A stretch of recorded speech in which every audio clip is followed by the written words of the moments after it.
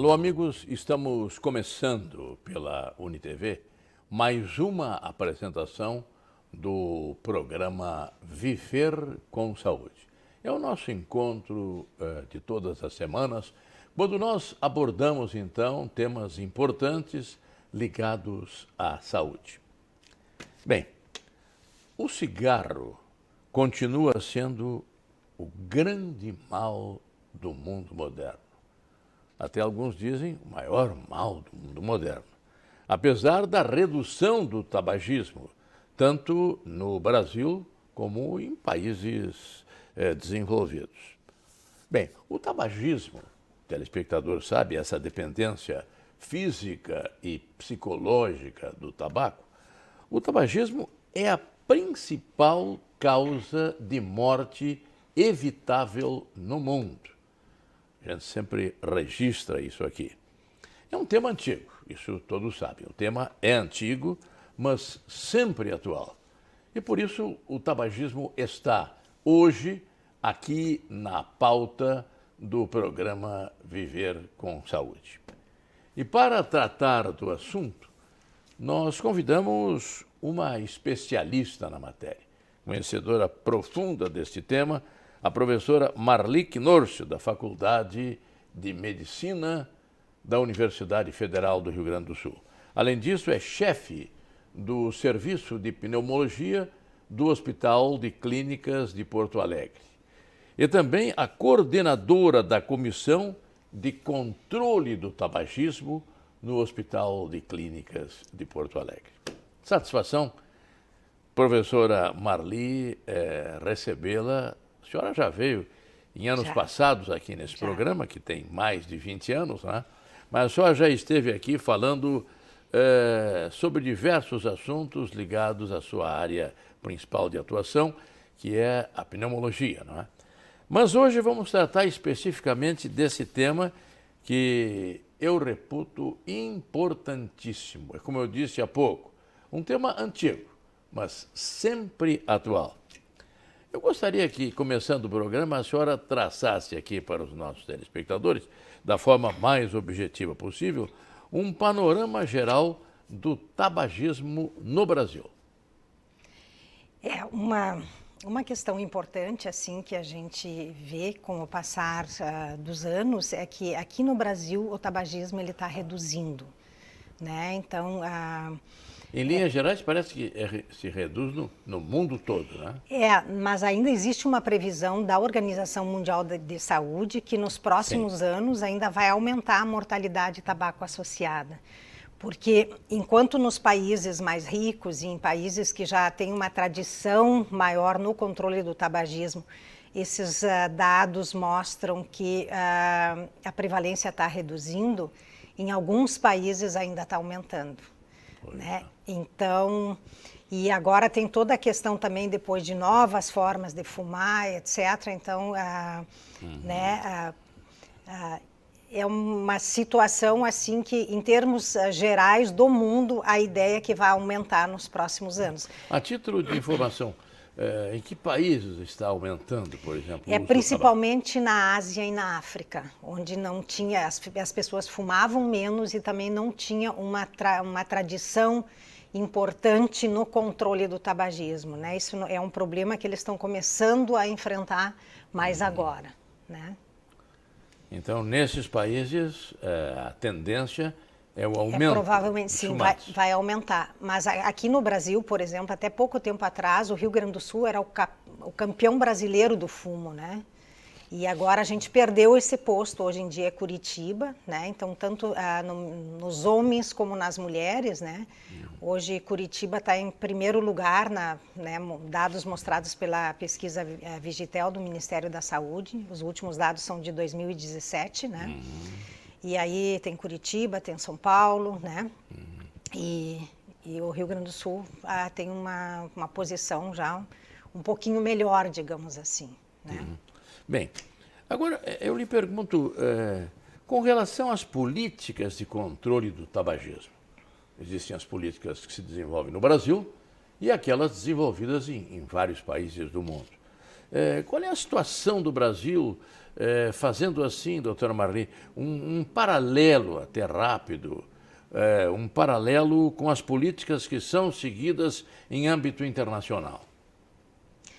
A posição do Brasil em relação a essas políticas, Sim. é uma posição boa, né? Assim, o Brasil, na verdade, foi um país de vanguarda até quando a Organização Mundial da Saúde organizou o primeiro tratado de saúde pública no mundo, que é a redução do consumo do tabaco, né? E o Brasil foi um dos signatários e foi um dos países que ajudou a organizar isso, né? Então, as nossas leis, elas são boas, né?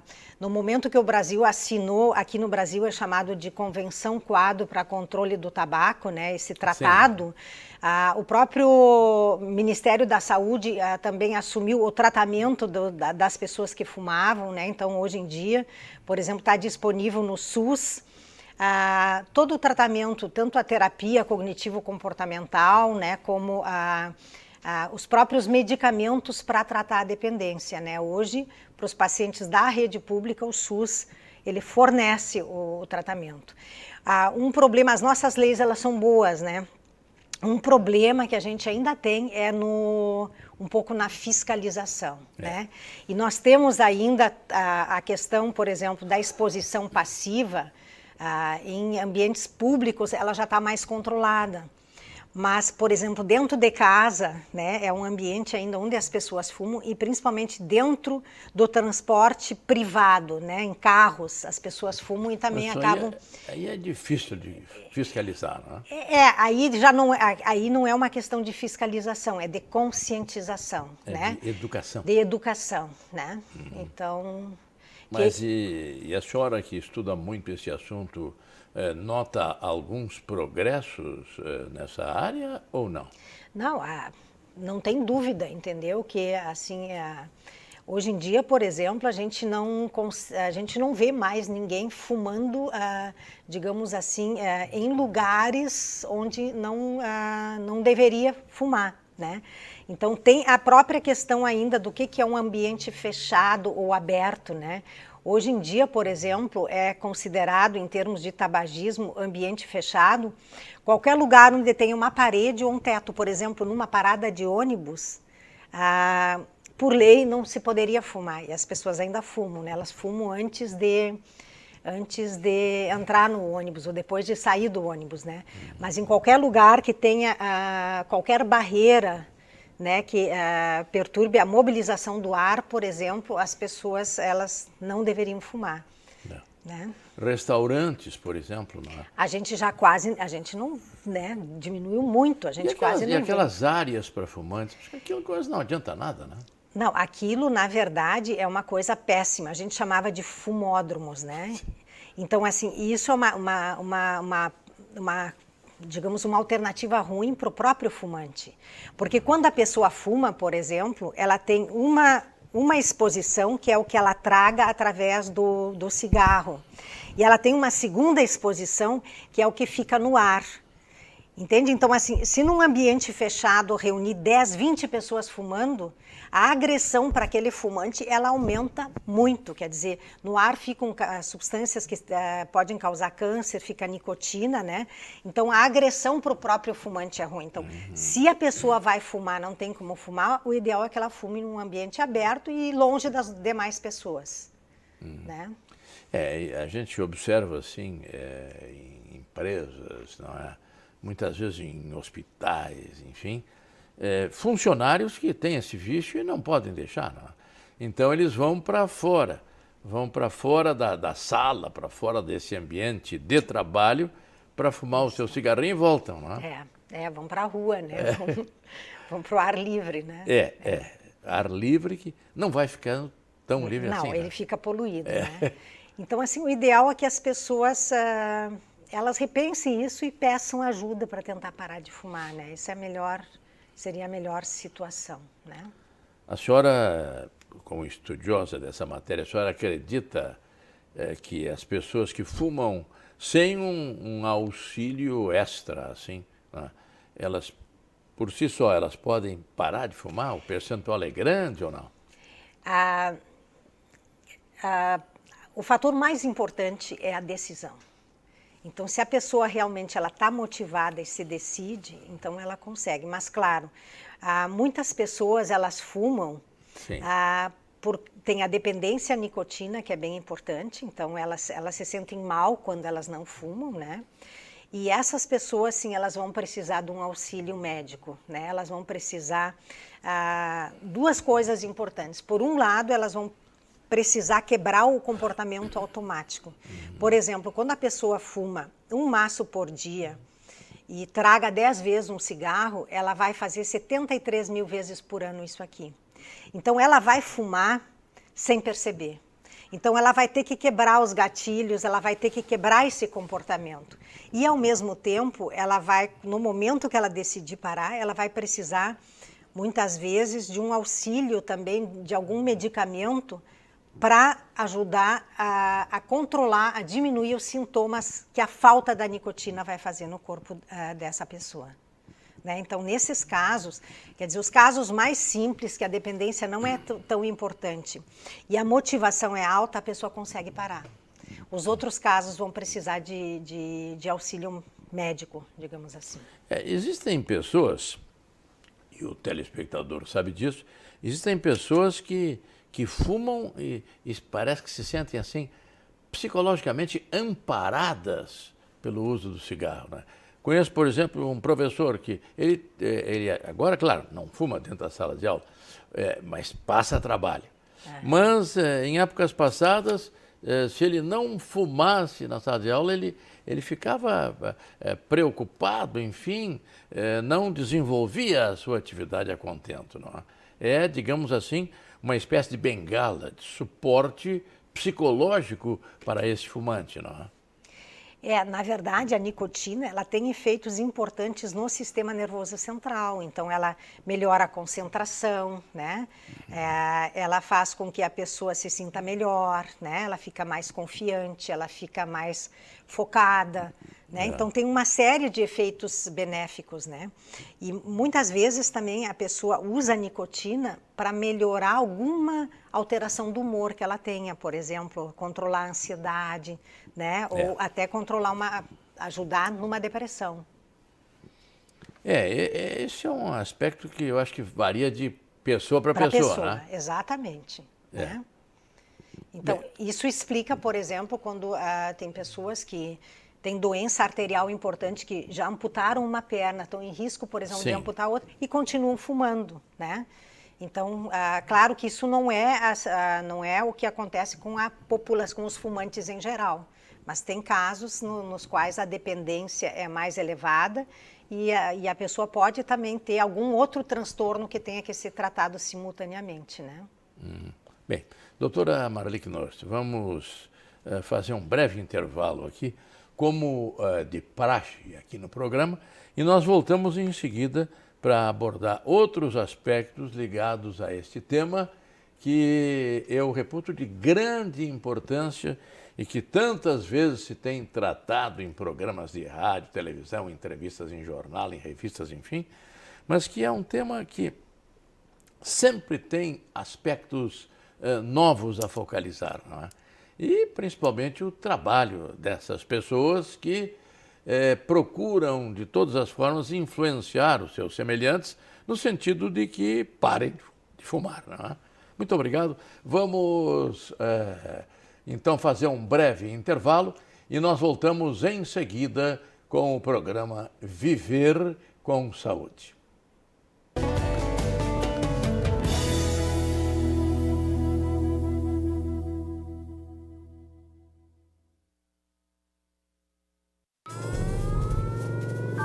Há mais de 40 anos, um grupo de médicos criou uma organização de emergência médico-humanitária capaz de oferecer ajuda às pessoas em meio a desastres naturais, epidemias ou guerras, atendendo os mais necessitados sem se importar com raça, religião ou ideologia. Hoje, Médicos Sem Fronteiras envia equipes totalmente preparadas para responder a emergências por todo o mundo. Nossos profissionais são financiados por pessoas como você e eu. Conheça-nos, participe, Apoie, porque juntos chegamos mais longe.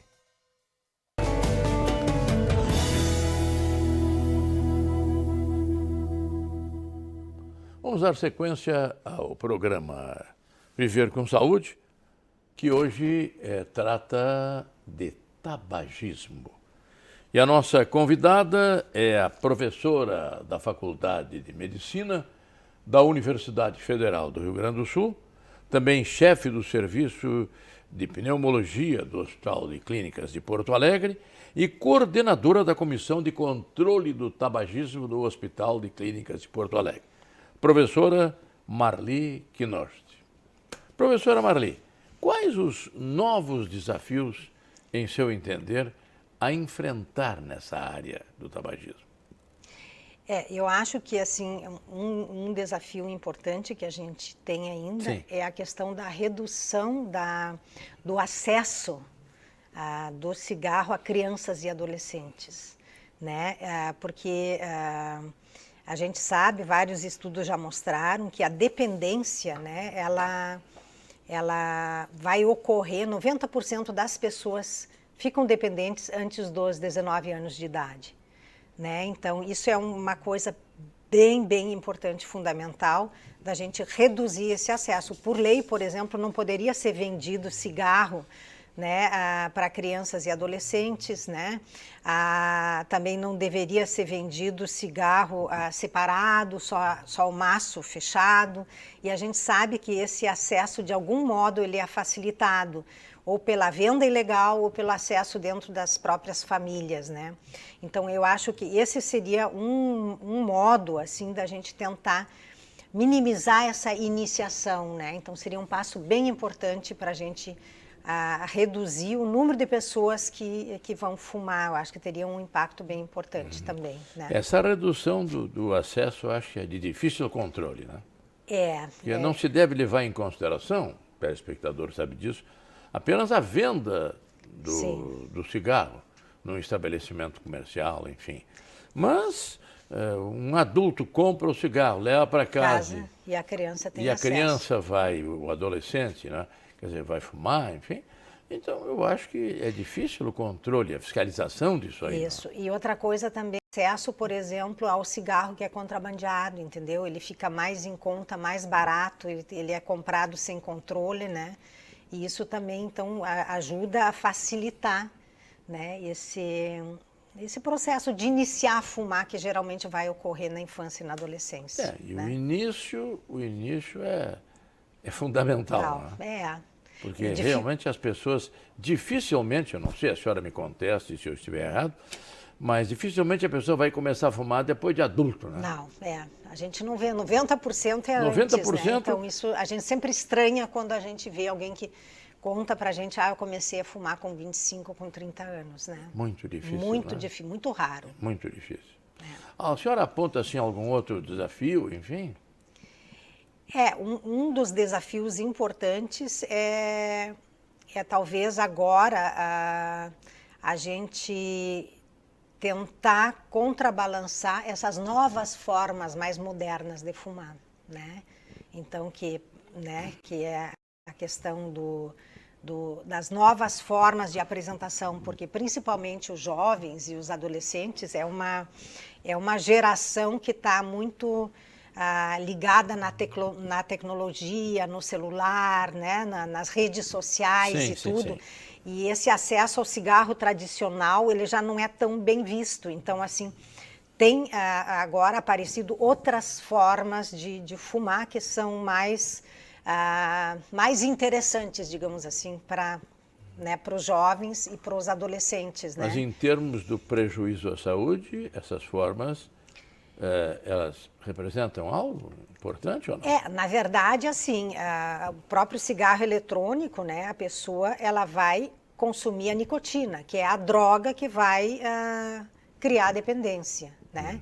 Então, assim, estudos mostraram já que a concentração, por exemplo, de várias substâncias é menor, né? Mas, por outro lado, tem outros estudos que mostraram, por exemplo, nos Estados Unidos, que de 2011 até 2014, Sim. o cigarro eletrônico aumentou o consumo de nicotina entre estudantes do ensino médio em 800%.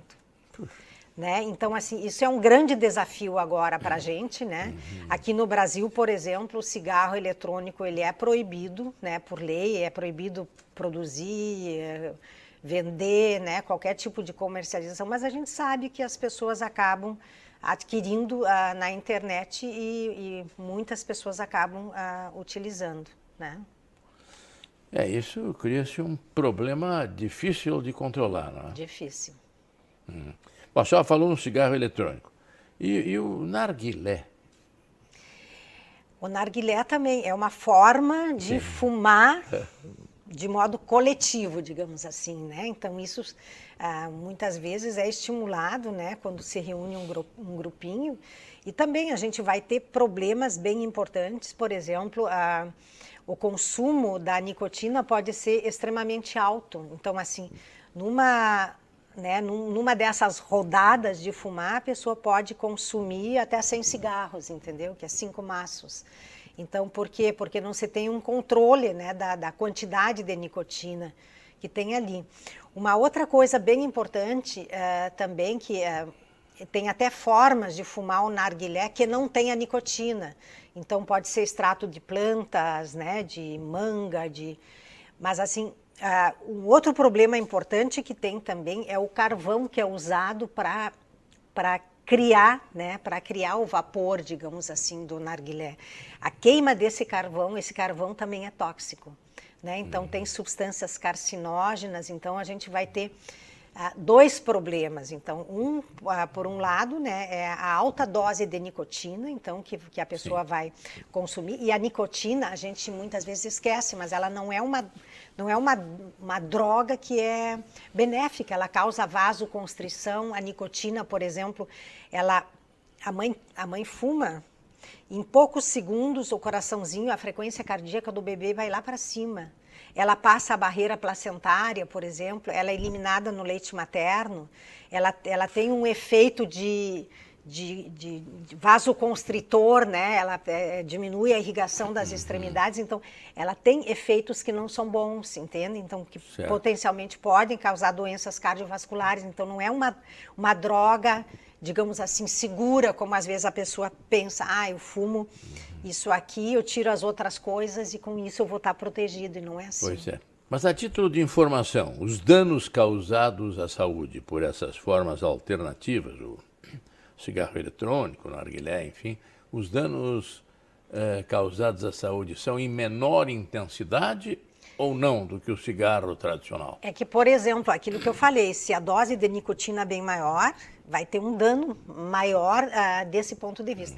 Qual é o grande problema disso? É o fato de essas formas de fumar, delas ser bem eficazes no sentido da pessoa criar dependência. Né? Então, muitas vezes, por exemplo, tem estudos que tentam avaliar até o cigarro eletrônico como um modo de fazer com que a pessoa pare de fumar. O que se viu, o que esses estudos mostraram? Que, na verdade, a pessoa vai consumir a nicotina do mesmo jeito que o cigarro. E isso é uma das primeiras coisas que a gente quer quebrar, né? Então, ao longo de um ano, por exemplo, ela vai continuar precisando da nicotina. Então, na verdade, a gente só troca um vício pelo outro e a gente não consegue quebrar a cadeia da pessoa ficar livre disso. Pois é. Né? Bem, e o tabaco aquecido? Pois o tabaco aquecido é o novo cigarro, né, inventado pela indústria, né, que foi utilizado, acho que pela primeira vez foi no Japão em 2014, e hoje já tem, né, mais de 20, 25 países onde é comercializado, e é uma forma usa um aparelho eletrônico para fumar. Né? Então, qual é a justificativa?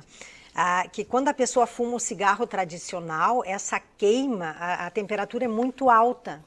Então, por isso que até o nome, ele é aquecido, ele não queima. Então, com isso, A ideia que está sendo vendida é que ele causaria menos dano. Né? Mas a gente tem, assim, primeira coisa, tem poucos estudos, e os estudos mostram que, o dano, ele persiste, ele está aí. Né? Então, assim, o ideal é que as pessoas não usem, não se acostumem a usar essa nova forma de dependência.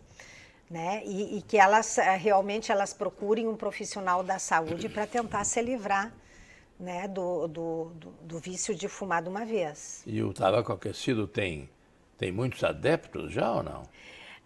Tem muitos consumidores no mundo, principalmente assim no Japão, na Coreia, né? Então os asiáticos, né?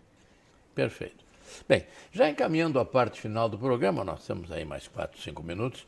Eu gostaria que a senhora desse uma informação aqui aos telespectadores, recordasse os principais malefícios do tabagismo. O telespectador sabe esse assunto que muitas vezes se trata, mas num programa como esse, acho que é importante relembrar para os telespectadores quais são os principais malefícios à saúde. Tá, então assim, do ponto de vista, começando então pelo aparelho respiratório, né, que é a área que eu trabalho mais diretamente, então, aumenta o risco de infecções, né, fumar por muito tempo causa bronquite crônica, causa enfisema, que é uma doença incapacitante, que a pessoa desenvolve falta de ar, né? Irreversível, né? Irreversível, com danos estruturais pulmonares, né? Tem doenças fibrosantes do pulmão também hoje, que se sabe que são decorrentes do tabaco. E por onde passa, né, a substância, começando na boca, na garganta, né, lábios, esôfago, estômago, por onde passam esses metabólitos que causam câncer, a pessoa pode desenvolver câncer. Então é comum, por exemplo, assim, estômago, né, bexiga, rins, colo de útero em mulher, uma série de neoplasias, de cânceres que estão diretamente associadas com o cigarro. A saúde da mulher também é bem prejudicada, né? Tem a questão do envelhecimento precoce, da osteoporose, os efeitos na gestação que são bem pronunciados, né? Esse bebê vai passar fome intraútero, né? E a associação, por exemplo, do anticoncepcional e do tabaco também é a principal causa de derrame em mulheres jovens. E aí, sem falar ainda das doenças cardiovasculares, né? Então, de infarto, de doença arterial periférica, então são uma série, né? São mais de 50 doenças que o tabagismo pode causar. Doenças cerebrais também? Né? Também, derrames, né? Então, mas a coisa mais importante é no momento que a pessoa para de fumar, a gente consegue impactar, melhorar a evolução dessas doenças. Então, nunca é tarde para a pessoa parar de fumar, mesmo que ela já tenha uma doença, tabaco associada. Uma coisa nós podemos aqui reafirmar: o tabaco é, sem dúvida, o grande mal do mundo moderno. É isso aí. Eu concordo, sim, né? E por isso que a gente trabalha para tentar reverter esse quadro, né? Diminuir o consumo. Bem, nós já estamos aí na parte final do programa. Eu gostaria que, ao encerrar, a senhora, doutora Marli Quinones, desse uma mensagem ao nosso telespectador a respeito desse tema que nós tratamos hoje aqui, o tabagismo. A mensagem que eu tenho, né, para quem fuma é que a pessoa repense um pouco, ela repense como é que ela quer viver os próximos anos. O tabagismo vai encurtar a vida de quem fuma, né? E que ela busque ajuda no sentido de parar de fumar. E hoje a gente tem, assim, vários, né, tanto na rede pública como na rede privada, nós temos profissionais que estão preparados, que são aptos para ajudar essas pessoas, né? O próprio SUS, ele tem nas unidades de saúde, ele dispõe tanto de equipes, né, treinadas, como até de medicamentos, etc., se for o caso, se o médico julgar adequado, para abordar isso aí. Então, que as pessoas repensem, né, e que elas procurem ajuda se for o caso, se elas não conseguirem parar sozinhas. E os governos também devem, digamos, implementar ações que restringam o uso do cigarro. Aumento de impostos, limitação da propaganda, não é? Restrição ao hábito social, essas são coisas que os governos podem fazer. Não apenas os governos, porque muita gente quer transferir sempre tudo para o governo. Não. Nós somos responsáveis, nós temos que agir também. Mas os governos também têm que fazer a sua parte, não é? Eu quero agradecer, doutora Marli Quidós, a sua participação aqui no programa. Muito obrigado. A senhora, como professora da Faculdade de Medicina, pneumologista, chefe do Serviço de Pneumologia do Hospital de Clínicas de Porto Alegre e coordenadora dessa Comissão de Controle de Tabagismo no Hospital de Clínicas, a senhora prestou uma grande colaboração também aos nossos telespectadores com as suas colocações de uma especialista, de uma estudiosa nesse tema que é tão importante. Muito obrigado pela sua presença, obrigado também aos telespectadores e até o nosso próximo encontro.